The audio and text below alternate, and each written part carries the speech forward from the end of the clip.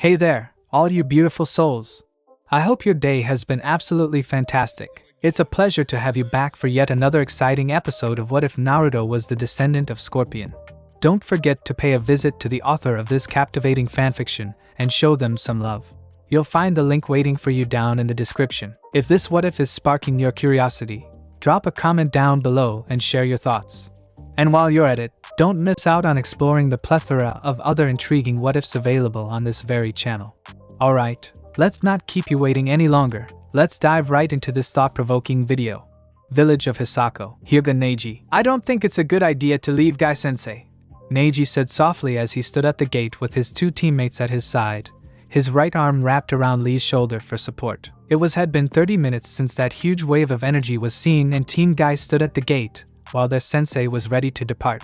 I do agree, however, something about that huge amount of, I don't truly know how to describe it, but it has me concerned about our comrades. Do not fret, for I won't be gone long. I agree, Guy-sensei. I am also concerned about the others.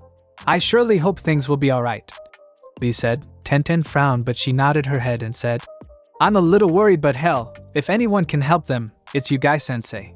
Find out whatever the hell that is and come back safely. Guy saluted and dashed off from the village, leaving the three Konoha shinobi watching him leave. I hope the others are okay, Tenten said with concern. I assure that they are, Neji said as he shut his eyes. As much as it pains me to say this, Naruto has seemingly become stronger than before, and I know my cousin has grown in strength as well. Add in all of the other shinobi there, I doubt they'll even need Guy-sensei. A lot of confidence you have in them, Neji-san, Tenten said with an approving smile. Neji looked to Tenten and murmured, there are a lot of factors that have came with that conclusion. Well, since Guy-sensei is gone, what do we do now? Lee asked. Why don't we explore the village? I'm sure there are some worthwhile sights, Tenten suggested. Yosh! That is a marvelous idea, Tenten-chan, Lee shouted in agreement. What say you, Neji-kun? Neji stared at the pair for a moment. A part of him wanted to say, no, and go to meditate on a few thoughts running through his mind, but then his mind replayed something Tenten had said to him before. When we first met at the academy, you said, and I quote, a commoner with that belongs to no clan should not be allowed to wear that height. I won't lie, it truly hurt my feelings, and while he thinks the world of you, he was hurt by your words as well, and it hasn't been any easier since becoming your teammates. I truly didn't make it easier for them in the beginning. Perhaps going on this tour will ease our team to an easier path, Neji thought before he said out loud. Sure, I'd like that. Really?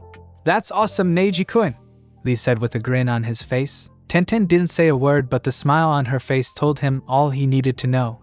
Well then, let the tour commence, Lee said as he slung his arms around both Tenten and Neji, a wide smile on his face. And so the trio went and explored the village. The village, despite it being a few days since Naruto and his team had left, was still in full swing of their celebration of the heroes of Hisako, which allowed Team Guy to enjoy the festivities to the fullest. From the delicious food to the various carnival games, the trio bounced from stand to stand, living it up. Despite not being fully able to enjoy the moment due to his 3 broken ribs and various injuries, Neji had to admit, he was having a wonderful time with his team during this time of brevity despite sitting on the sidelines. I got it this time, Tenten-chan, Lee announced as he lifted the comically large wooden mallet in the air and slammed it down on the platform in front of him, sending a black disc shooting from the platform into the air where it nearly struck the golden bell at the top before falling. Ah, darn it, Lee said with a small pout while Tenten laughed. Neji chuckled and leaned back on the bench as he watched Tenten take the mallet from Lee and begin her luck at the game. They looked so lively and carefree as they played, and while it would have annoyed him before, he truly felt at peace. He didn't want this moment to end. Yahoo, I did it! Tenten shouted with an excited jump in the air. Neji watched as the game owner gave her a small plush platinum blue bird, her prize for winning the game, while Lee sat on the ground with rivers of tears falling from his eyes. Neji snorted and carefully rose from his spot and walked over to the pair. Congratulations, Tenten-san. Sorry, Lee, Neji said once he stood before the pair. I must train harder to be able to beat this game, Lee announced before he took the mallet and said, I shall play several more times. Well, Neji-san and I are going to explore the place a little more. Catch up to us when you're down, Tenten said with a grin. Lee nodded and Tenten turned to Neji and said, let's go explore some more. Neji nodded and together, the two slowly walked away from the games section of the festival and began on the lantern-lit trail. I'm so glad you agreed to come with us on this little trek, Neji-san, Tenten said with a smile on her face. I am too, admittedly, Neji replied as he gazed at the sky. I know it's weird to say this considering our allies may be in a life and death struggle, but having this time to just breathe feels nice. And the company is pretty great as well, Tenten snorted and said. Ah shucks, making me blush over here. Neji chuckled and slipped his hands into his pockets and said, Thank you again for talking to me after Hinata-sama defeated me in battle. Your words have truly made me revel at a few things. You asked for me to be honest, Tenten replied with a smile on her face. Lying wouldn't have given you the answer you needed at that time. Still, I really do appreciate it. If not for your words, I doubt I would be able to enjoy myself as I have on this day. Neji stopped walking and turned to look at Tenten, who stopped as well when he had. So once more, thank you, Tenten smiled and said. Anytime. She then seemed to remember the item she held in her hand and held it out to Neji. Here, I won this for you, Tenten said. It kind of reminded me of you. This bird? Neji asked as he took the plush from her hand and held it. The plush bird looked to be modeled after a swallow, and it was as big as his hand and the length of 2 of his palms, and it had a little smiley face on it. It was cute. Yeah. The bird is platinum gray, kind of like your eyes. Not to mention, I've noticed that you tend to stare at birds quite often, so I figured you'd like it, Tenten said with a small blush on her face. Neji didn't know what to say. He was touched that she thought of him to win this for him. He hadn't really gotten any gifts since his father passed away. This is the first gift I've gotten in what seems like a lifetime, Neji told her softly as he gazed at the plush in front of him. You haven't gotten any gifts before? Tenten asked him. Not since my father, Neji replied softly, which shocked Tenten greatly. Even on birthdays? Tenten asked. Neji shook his head and said, Even on birthdays, I never get any gifts. Me being alive is enough of a gift, my clan thinks. Well, that's bullshit, Tenten shouted. Everyone should get gifts on their birthdays. That's like a cardinal rule to life, not to my clan, Neji said with a hint of sadness in his voice. Well, that settles it then. Every day on your birthday, I will get you something, no matter the price, Tenten announced to him with a determined grin on her face. You don't have to do that, Neji told her with a faint stammer. Nonsense. I mean, that's how people show that they care about you, is getting you gifts. Big or small, Tenten exclaimed. Neji was silent for a moment. He didn't know how to feel. He had treated her, and Lee, so unwell with his arrogance, and yet she was willing to do something like that for someone like him. He truly didn't deserve it. I treated you and Lee so unwell, and yet you do something so thoughtful. I truly don't deserve it, Neji murmured softly. But all the same, you won this for me, so I will forever treasure this, Neji told softly as he looked at Tenten with a genuine smile on his face and said, Thank you. Tenten gave him a gentle smile in return. Hey guys, Lee's voice shouted, which caused the pair to turn to him as he ran up, but Neji immediately noticed something strange. There was a purple lipstick on his left cheek. Welcome back, Lee, Neji said slowly. So did you win something? Tenten asked. And why do you have lipstick on your cheek? Neji followed up. I did. A huge green and purple chicken. It was magnificently beautiful. But I noticed a little child crying looking for his mother, and in an effort to cheer him up, I gave it to him before finding his mom for him, Lee explained before his cheeks reddened. The kiss was her thanks, Lee added. A few seconds after Lee said this, a woman with purple lipstick and an exuberant child holding a huge green and pupil plushie walked past them, the woman giving Lee a warm and caring smile and a wink while the child shouted, Thank you, Mr. Bushy Brow, with a happy smile on his face. Any time to see a youthful smile, Lee said with a large grin as they passed. You had been working for a spell to win something from that game, and yet you gave up the gift you earned. That was very kind of you, Lee, Neji noted. That's what we shinobi do, Neji-kun. We cheer up the masses and make them smile. Naruto-kun did that by saving them all. I just wanted to add to it is all, Lee responded as he placed his hands on his hips. But while Naruto-kun will be remembered in the ages for saving this place, I know I will not be remembered for my kindness to that child by the end of the night, and that's alright with me. Being able to make just even one person happy makes me feel this is all worth it, Lee replied softly. Neji looked at him with surprise. He never knew that was Lee's actual outlook on being a shinobi. He knew. Never give up was his motto to things, but not this. It was a very Lee to think about others more than himself. Why didn't he notice this before? He knew why. He was too much of an asshole to see such a good quality in his comrade. There was so much he had to learn about his two teammates. Come on, I'm pretty starved. I could use a bite, Lee said with a pat to his stomach. Neji chuckled and said, Yes. Let us go eat. The three began to walk down the lone road, but as they passed the jail, a large explosion rocked the jail cell, and through the smoke, they noticed someone coming out of it with glowing yellow eyes. The smoke faded to reveal a slim, yet muscular tan-skinned female with long black hair that was tied in a loose ponytail, a green tank top, black bracers, camouflage gray/black pants, and a snake-patterned scarf that was around her neck with glowing yellow eyes. Did you just break out of the jail? Tenten asked with confusion. The kunoichi gave a predatory smirk and launched herself towards the trio. Neji pushed himself forward and slammed his palm against her open palm and halted her attack. Konoha Senpu, Leaf Whirlwind! Lee shouted as he leapt up to deliver a roundhouse kick at top speed towards Kin, but she managed to block Lee's kick and then grab his ankle, shocking the trio. There was a lot of power behind that kick. If I was any weaker, that would have broken my arm just catching it, Kin noted as her hands and eyes began to glow with a yellow energy. Unfortunately, I'm a bit more powerful than that. Kin then pushed Neji's hand away from and kicked Neji in the stomach hard, which sent him tumbling backwards to the ground before she grabbed Lee's leg with her other hand and spun her body around twice, one of which slammed Tenten, which sent her crashing to the ground, before she launched Lee into a tree, nearly breaking it in half upon impact. Tenten flipped onto her feet, launched a right hook towards Kin, but she grabbed Tenten's fist and pulled her forward, deliver a brutal knee to the chest, knocking the air out of the kunoichi's lungs, then immediately followed that up with a hard uppercut which sent Tenten into the air, where she crashed onto a fruit cart. Tenten rolled off the cart and pulled out several shuriken and began to launch them towards Kin rapidly, but Kin pulled out a kunai and deflected each shuriken and attempted to leap into the air, but Neji grabbed one of the kunoichi's legs and pulled her back and implanted a chakra-enhanced palm into her back, which sent her soaring into the air, but she recovered and landed in a crouch away from him. Very good, Kin said with a chuckle. But let's see what else you guys have. Lee flicked in front her with an angered look in his eyes as he said, Very well. Neji held his side with a groan as Tenten rushed over and said, Just stay put.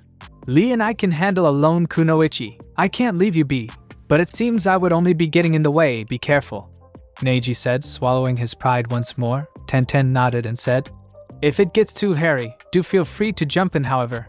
She gave him a small smile before she rushed away. But Neji couldn't shake that something terrible was going to happen. Unknown location. Oma. It's like a fucking winter wonderland in here, Omo muttered as he stood on the edge of a cliff, overlooking the vast plain of white as the snow gently melted against his skin.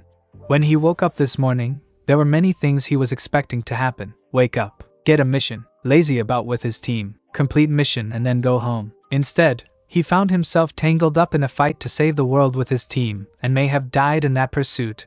And now he was overlooking an eternal winter. Strange how things turned out for him. I don't know if this is heaven or hell, but I want out either way, Omu grumbled out, but then he heard footsteps coming from behind him.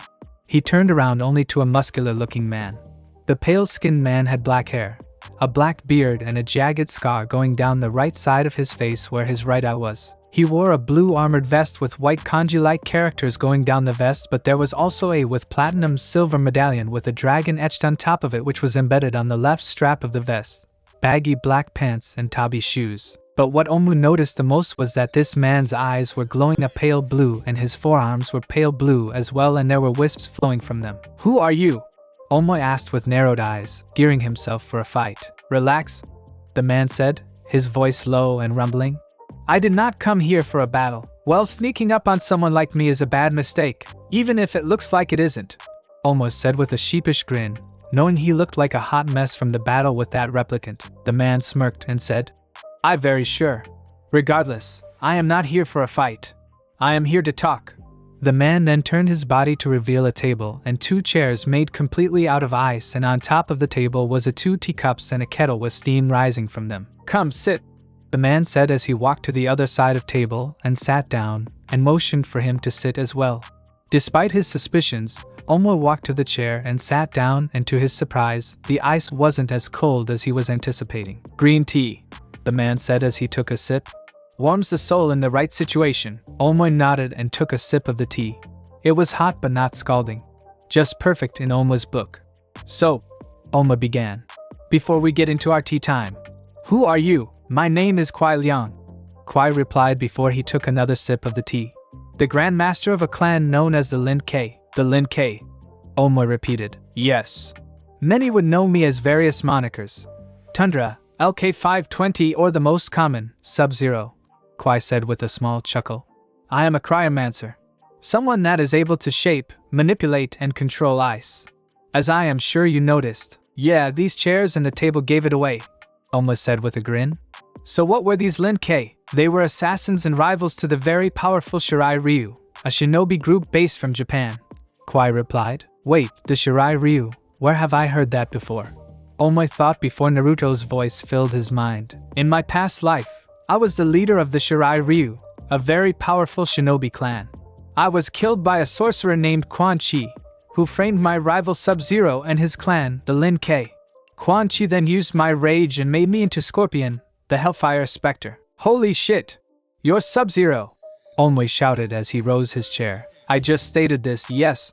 Kwai replied with a grin. I know that, but you're from the same time as Naruto, or Scorpion as he called himself. Omoy exclaimed. Kwai's eyes widened in surprise. Hanzo? He survived? The cryomancer asked. Yes, well no, long story, but he was reincarnated into Naruto. He told us about himself when Shao Kahn came back. Oma said. Shao Kahn? Kwai exclaimed in shock. Yeah. I don't know how that turned out sadly. I hope everyone is still alive, Oma said softly. But wait, Naruto was reincarnated from Scorpion, and for him to find that out he died, so if you're Sub-Zero, that means I did die from that jutsu and that means I'm your reincarnation. Omo's eyes grew as he finished speaking. Holy shit, I'm your reincarnation, Oma said. Bravo, Kwai said as he clapped once. I see you were able to put the pieces together on your own, Kwai stated as he took another sip of his tea. Well, that leaves the next question. What do we do about this? Kwai chuckled and stared at the youth and replied. You have three options. We fight to see who wins and keeps the body, or we become one and return to the land of the living as a new being, or we waste time and let both of us perish into nothingness. Well, that's pretty cut and dry, Oma said. No speech of wanting to live? No threats? Nothing? I've already died twice and been brought back once. Once that happened, all sense of life and death became pointless to me, Kwai admitted before he let out a small chuckle. But while that is the case for some of us, for a lot of others, one life, one death is all that will happen. It is why instead of attacking you as I could have, I decided to continue on the path I walk, and that is to protect, not destroy. So if I said that I didn't want to combine our might and let us perish, would you? Oma asked. I have lived two lives. I was born a killer and died redeeming the name of my clan, and that is all that I needed to accomplish in my life. It doesn't matter what happens to me here on this day. I have lived my life to the fullest both times, but can you say you did? Kwai asked. Oma paused. I don't know, he finished softly. How old are you? Kwai questioned. 15. Oma replied. At your age, I had just taken my first life. He was a good man, a man with honor that wanted to protect the world from evil and greed, and I was ordered to kill him, and I did, further putting my clan into darkness. Kwai lifted the kettle and poured more tea into his cup as he continued on with. And yet you, at the very same age, showed the courage to sacrifice your life for the greater good, and it is commendable, but while I settled for my life, you have much more that you wanted from it, don't you? There was a lot that I wanted to do, Oma admitted. Tell me, Kwai said. I wanted to found my own village, Oma said. People often want to become the Raikage in my village, but me? I don't want to add on to someone else's legacy. I want to create my own and usher in a place where everyone can be equal. Oh? And what makes you say this? Kwai asked. Oma let a grin appear on his face as he said, well, there are two people important to me. My sensei and another. Her name is Niyujito. While the Raikage looks highly upon her and loves my sensei, the rest of the villagers fear and despise them. I want a place where there are no grudges and only peace. Oma let the grin fall from his face as he said, don't get me wrong, I don't regret it doing what I did. I fought for the world and I hoped I had a part in saving it, and given the chance, I would go back, but if what you told me is true, there are two ways. Fighting you or combining. So answer me this, what happens to me? If I combine with you, will I lose who I am and be a mere shadow of you? If we fight, one of us will go, and what if it's me? Will I lose either way? Oma asked him. You are not losing who you are, Oma, Kwai replied. You are becoming whole. You will still be the same person as you are now, but so much more as well if we return to being one.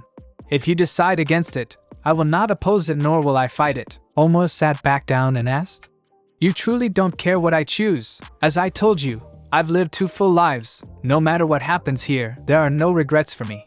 Kwai replied softly. Omo stayed quiet for a moment. He was admittedly afraid of what he was going to say next. He loved who he was, and if he combined with Kwai, he would lose himself. He was sure of it, and yet, as he stared at the Lin K Grandmaster, there was something about him. He was wise, powerful, and seemed to understand his concerns. If his past is true that he was born to be an assassin, he probably never had a chance at a normal life unlike Omoy, who had friends and family that loved him. I'm afraid of losing who I am to your Kwai Liang, Omo said finally. But I'm also afraid of losing the vast amount of wisdom and untold history you have. Not to mention the skills you possess. I'm a gambling man. Let's see if I really lose all of me to you. So you are wanting to combine our might then? Kwai questioned. Yes, because you are right. There is so much more that I want to do, Omo said with a determined smile. I can't become a ruler of my own village if I'm dead, can I? I suppose not, Kwai said with a chuckle before he lifted his teacup in the air. Then I believe we have an accord. We have an accord, Omo said as he raised his teacup and tapped it against Kwai's, where the snowfall began to grow more intense while becoming brighter as well. Village of Hisako. Team Guy vs Tsuchi Kin. Lee leapt up to deliver a flying kick to Kin's head but Kin ducked it, which caused Lee to skid to a stop and dash towards her and aimed 3 quick jabs to her face, but Kin effortlessly dodged each fist before she thrusted her left palm to hit Lee in the face. Lee disappeared before Kin could strike, however, and quickly appeared behind her, where he wrapped his arms around Kin's waist and tossed her towards a wall, but Kin bounced off the wall effortlessly back towards Lee and landed a flying kick to his face, but he turned with the kick and punched the back of her head hard. Kin landed on the ground and rolled backwards and caught his right fist and punched Lee in the stomach twice before she released the hand and performed a swift backflip and caught his chin with the ends of her feet, which sent him into the air. She landed back on her feet and then leapt into the air above him with a twirl and kicked his chest twice, which sent him down to the ground hard. Lee flipped to his feet and dashed backwards just as she landed with a hard slam and held his chest.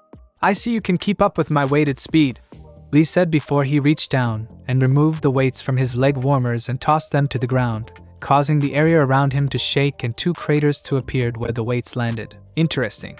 I'm going to enjoy fighting you, Kin said with a lick of her lips before readying herself. Before Lee could retort, intricate golden marks began to shine on Kin's form. These marks are very important. They allow me to use the golden flames of Inia in combat. Be prepared. And with those words, Kin exploded into gold flame. An explosion was heard behind him and Lee turned around and immediately ducked an highly anticipated punch from Kin and aimed a well-placed kick to Kin's head, but she blocked the kick with her forearm and ducked down to sweep Lee off of his feet, but Lee jumped over it and kneed Kin in the face as hard as he could, which sent Kin into the air. Kin stopped mid-flight with golden embers of flame floating around her and scowled at the shinobi before she fired out several golden orbs of fire towards Lee, but he flipped backwards to avoid the fire before he slammed his foot against the ground and shot up towards Kin, who just landed on the ground. Kin charged for Lee, who began to trade blows with her at a fast pace. Amazing, there was only one other person that could keep up with me at this pace, Kin said with an excited smirk as she dodged a jab from Lee and grabbed his hand before flipping him over her shoulder and slamming him to the ground. She summoned golden flames into her and lunged her hand forward, but Lee rolled to the left to avoid it and kicked her hard in the head, which caused her to release his other arm as she flew backwards. Lee flipped to his feet and stepped into his taijutsu stance as Kin rolled backwards onto her feet and rolled her shoulders. Yes, you remind me exactly of that Shaolin monk, she said to herself with a smirk. But even Kung Lao fell to my might before I perished, and you will do the same. Kin finished before she launched a high-arc golden ball of flames towards Lee, then followed it up with throwing another golden fire orb against the ground. Lee charged forward and rolled beneath the first orb and leapt above the second orb, but Kin leapt up and delivered a corkscrew kick to Lee's chest with golden flames around her feet, and which caused him to fly into a wall, which cracked beneath the weight. Lee fell to his knee and looked dusted off the flames that lit up his green spandex torso, revealing his scarred and slightly singed chest.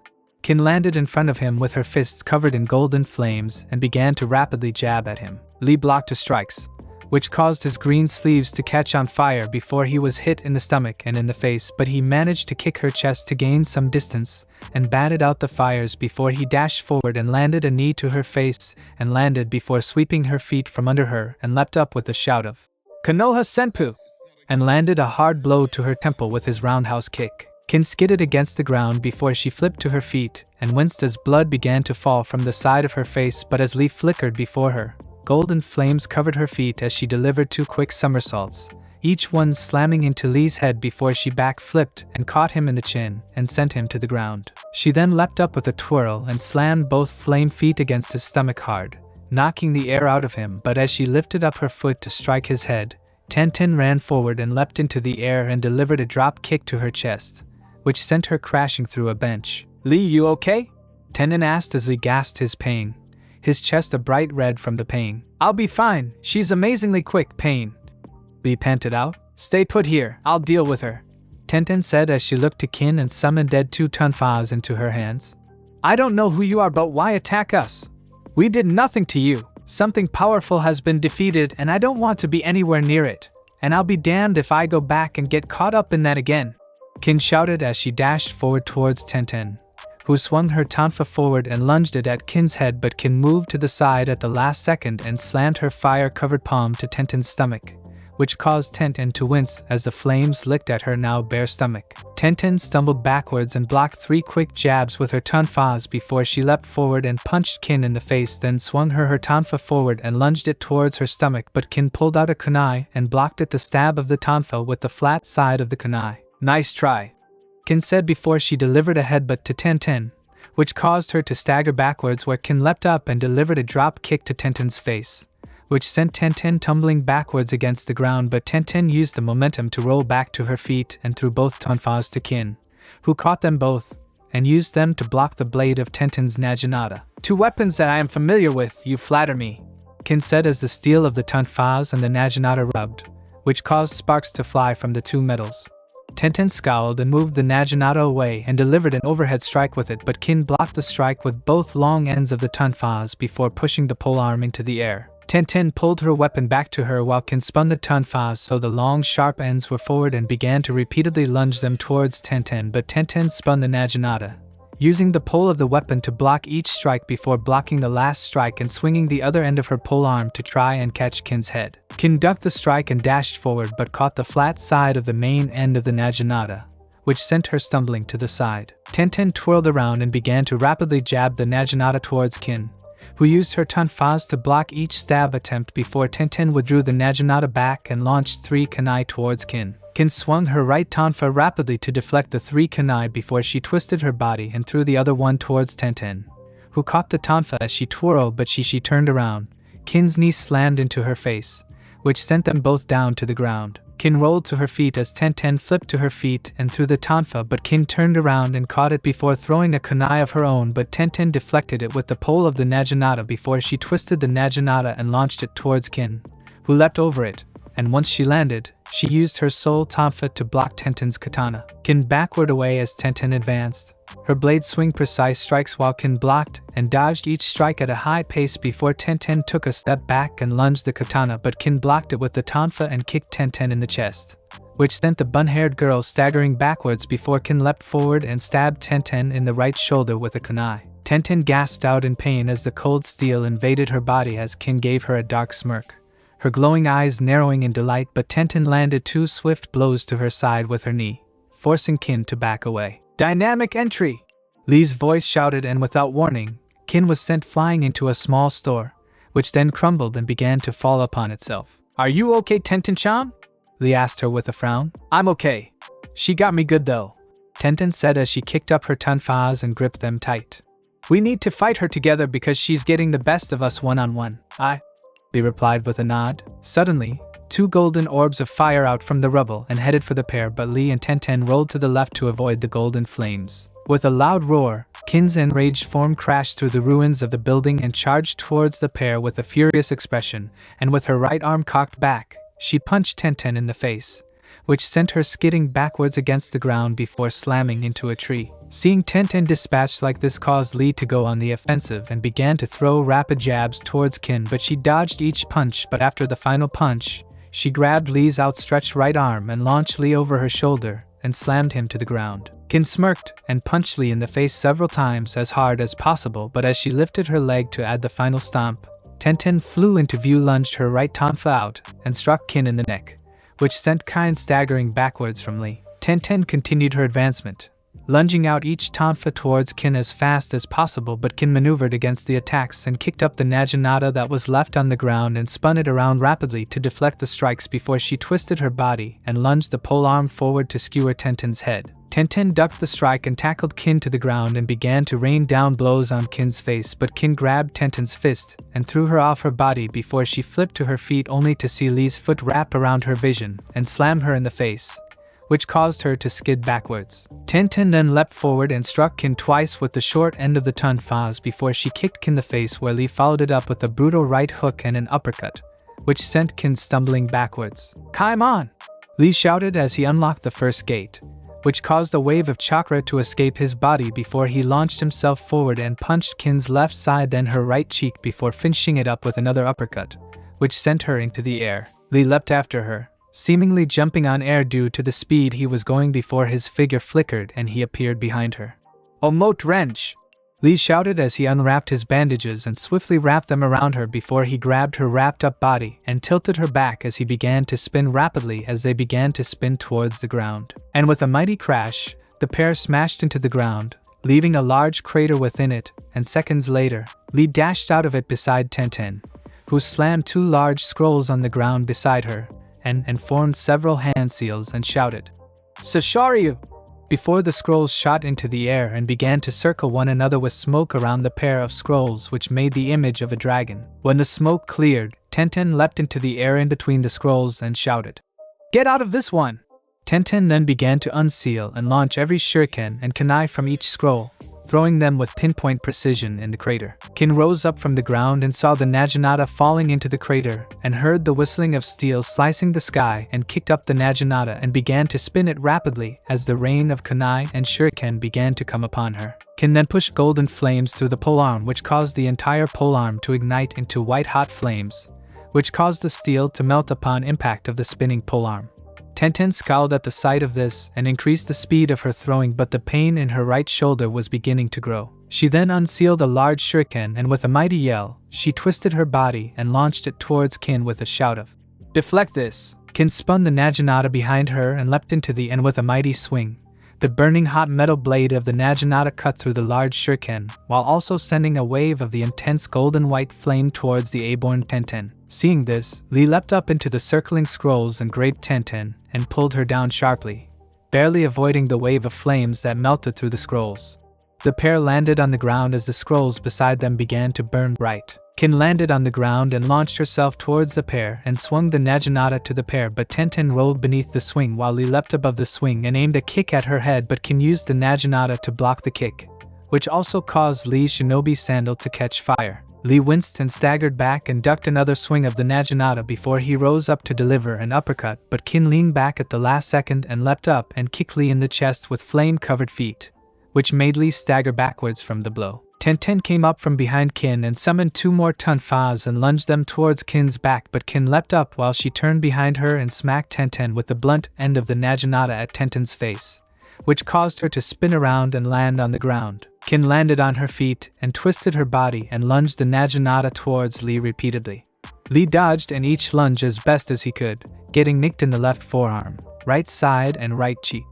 "You are so quick and nimble, just like Kung Lao," Kin exclaimed as she pulled the naginata backwards and landed 2 kicks to his chest before swinging the naginata. Lee leapt over the swing of the naginata and maneuvered against the lunges of the polearm and 3 out 2 jabs, but Kin spun the naginata to deflect his punches before she twisted her body and slammed the blunt end of the naginata into Lee's stomach to stagger him before swung the blunt end upwards and caught Lee in the chin, which sent him into the air and crashing down to the ground. "But you are no Kung Lao!"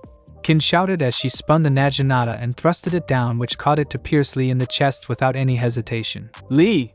Tenten shouted in terror as Lee's eyes widened in horror and agony as he looked at the steel in his chest. He feebly grasped it before Kin smirked and twisted the naginata sharply, which caused Lee's pupils to fade away and his body became still, his eyes wide open. "You bitch!" Tenten screamed in fury as she leapt up to her feet and charged towards Kin, who smirked and turned around to kick Tenten, but Tenten blocked the blow with her tonfa and swung the leg away only to take a step backward and block Kin's flame-covered fist with the long end of the tonfa. Tenten then pushed the fist back and swung the tonfa twice towards Kin's head, but Kin leaned back to avoid them and kicked Tenten in the stomach with a flame-covered foot. Tenten staggered backwards and patted the flames away from her stomach and leaned left then right to avoid each of Kin's kicks before blocking an overhead kick and slammed the long end of her tonfa to Kin's stomach before she leapt up and punched Kin in the face hard, which sent Kin down to the ground. Kin did a quick hop off the ground and quickly delivered a corkscrew kick to Tenten's legs, which sent Tenten to the ground, but she quickly flipped forward to her feet and swung around and slashed her left tonfa back to slice at Kin's cheek, which caused a gash to appear. "Impressive," Kin said as she licked at the blood that flowed from her cheek with a growing smirk before she rushed forward and landed 2 quick blows to Tenten's face before she grabbed her head and brought it down to her knee, which caused Tenten to whip her head backwards, blood spurting from her nose and mouth. Tenten shook off the hit to block 2 strikes to her stomach and swung the left tonfa up to catch Kin in the chin, but Kin grabbed the arm and kicked Tenten away while grabbing the tonfa from the weapon user. Kin then threw the tonfa at Tenten, but Tenten kicked the thrown weapon to the left with a roundhouse kick, but Kin dashed forward and kneed Tenten in the stomach, and then kicked her in the face, sending her to the ground where Kin leapt on top of her and grabbed her neck with one hand while the other was placed firmly against Tenten's mouth. "Taste eaten in flames, wench," Kin said with a dark smirk, but as Kin's hands began to glow, she was suddenly kicked in the face hard by Neji, which caused Kin to fly off of Tenten and skid against the ground hard, where she flipped onto her feet and said, "A new challenger and a cute one to boot. For what you did to Lee, the gods themselves will weep for what I will do to you. Be a Kugan," Neji shouted as he activated his Dijutsu, and turned around, charged forward and began to aim pinpoint strikes to Kin's torso as fast as he could, but while managing to land 2 or 3 strikes. The combination of his broken ribs and her agility allowed Kin to avoid the majority of them. She ducked the last strike and landed a hard palm strike to this side, further breaking the 3 ribs, which knocked the air out the Hyuga male as he staggered backwards and fell to one knee. Kin quickly ran forward and aimed a knee at his face, but Neji blocked it with his forearm and pushed her leg before he leapt up and caught her in the chin with his knee, which sent her to the ground on her shoulders, but she flipped backwards and shot out several golden orbs of flames towards Neji, who shouted, "Hakusho Kaiten!" Neji began to spin at a fast pace, a dome of chakra forming around him as the golden flames scattered against the orb like water against the ground, but then the orb flickered and Neji stopped rotating rapidly as he held his side, but while he ended it early, it achieved its wanted effect. "Very impressive. It seems this world has strong competitors in them," Kin said with a smirk on her face. "The Hyuga are the strongest clan in the world," Neji said, a pompous tone in his voice. "Our eyes see all and they will lead to your defeat." Kin gave him a slow, devious smirk and said, "Very interesting. Be on your guard then, Hyuga," before she twisted her body and kicked the destroyed fruit card towards Neji. Neji narrowed his eyes and slowly, he leapt over the fruit card T, but Kin instantly appeared before him and punched him in this face hard, sending Neji's form soaring through the air and into an oncoming carriage where he landed on one of the seats. Lucky for Neji, there was no one on the carriage except for the driver, who looked back at the teen with fear in his eyes. Neji looked ahead and saw Kin land on the ground with a golden orb of fire in her right hand with a dark smirk on her face. Neji knew what was coming and kicked the driver out of the carriage before he leapt through the opening on the side before Kin threw the orb, which caused the carriage to catch on fire. Neji landed with roll while the driver crashed to the ground in pain. Neji stood up and lifted the driver to his feet and said, "Leave before you're killed," before his enhanced vision showed several golden orbs of fire heading his way. Neji ran forward, maneuvering around Kin's orbs before he leapt into the air and began to spin rapidly as he shouted, "Hakusho Kaiten!" 10 more of the orbs of fire scattered against the chakra-made orb before it dispersed, and Neji appeared with a shout, and his palm headed straight towards Kin's head, but Kin bent backwards and avoided the strike, which sent Neji sailing over her head. He rolled against the ground and rose to his feet only to hold his side in agony. The pain was getting worse.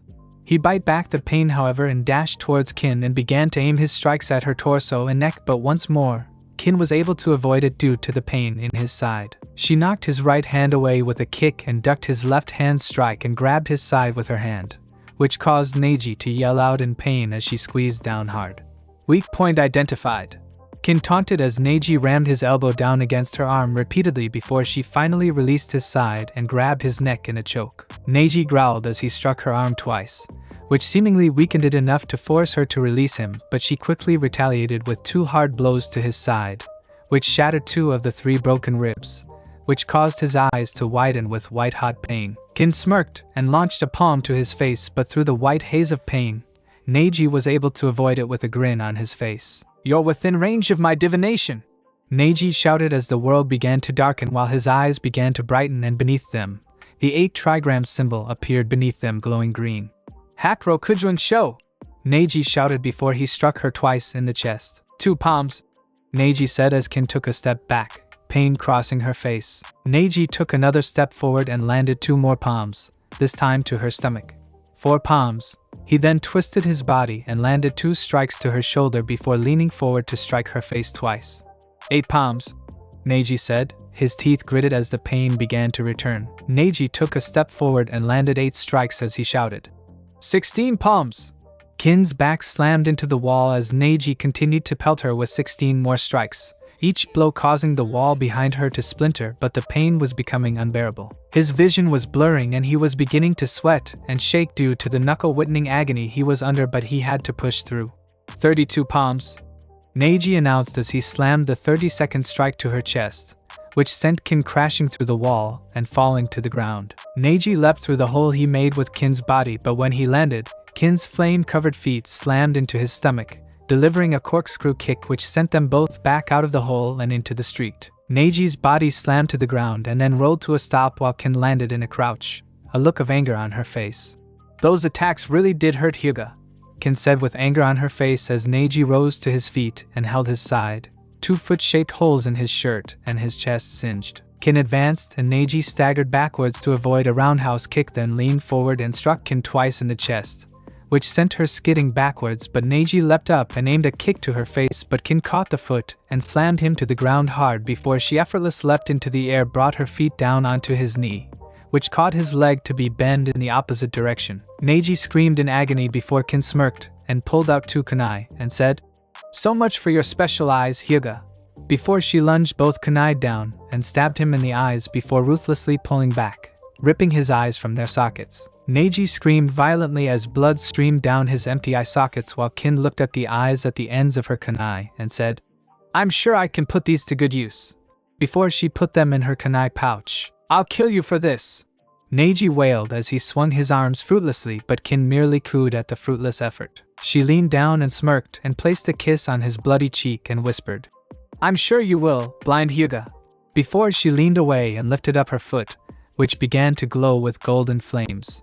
"Unfortunately, you won't get the chance," but then Tenten flew from behind her and kneed Kin hard in the back of the head, sending them both crashing through a wooden bench and skidding to their knees. Tenten scowled hatefully at the woman and dashed forward and began to rain down hard blows to Kin's face and body, but Kin blocked and swayed against the blows before she grabbed Tenten's right arm and pulled her forward and rammed her elbow against her wound twice, which caused Tenten to yell in pain before Kin launched her to the left, which made he sail past Neji and crash next to Lee's body. Tenten used the momentum of the hard crash to roll onto her feet and summon a large shuriken and launched it towards the oncoming Kin, but Kin leapt high into the air with a flourish to avoid the shuriken and landed on the ground only to leap up and knee Tenten in the face, which sent the girl flying backwards. Kin landed on the ground and withdrew the Naginata from Lee's chest, while Tenten summoned another Kitana and ran towards Kin and slashed downward and upward, but Kin blocked the 2 swings, then ducked the 3rd swipe only to bash Tenten in the stomach with the pole of the Naginata,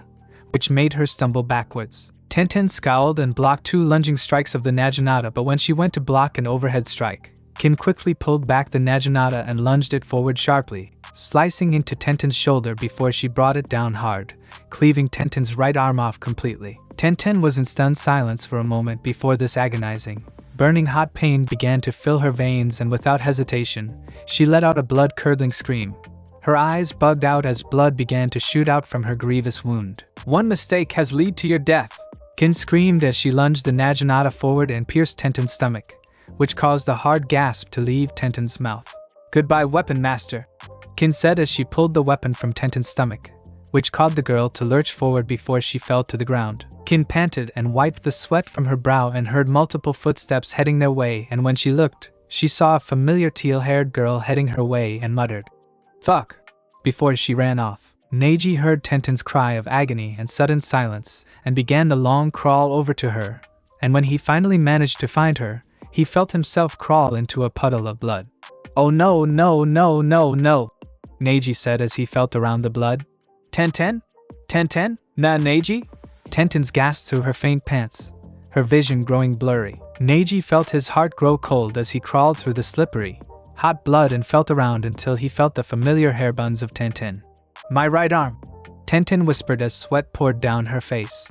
Neji felt around for her right arm, but when his hand slid down her right shoulder, there was nothing there. Neji began to realize what happened and where the blood may have come. "Oh Kami, no," he whispered before he ripped off his shirt and held it to her wound. "It'll be okay, Tenten. I promise," Neji told her with a panicked tone. "Nah." Tenten then fell unconscious. "Tenten? Tenten?" Neji wailed as he felt for her face.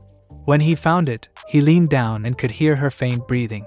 He leaned up and shouted, "Help! Someone please help!" Thanks for listening. I do hope you enjoyed it. If you want the next part of this video, like, subscribe and comment down below and turn on the bell notification. And also check out other videos that I have created and enjoy. See you in the next video. Peace.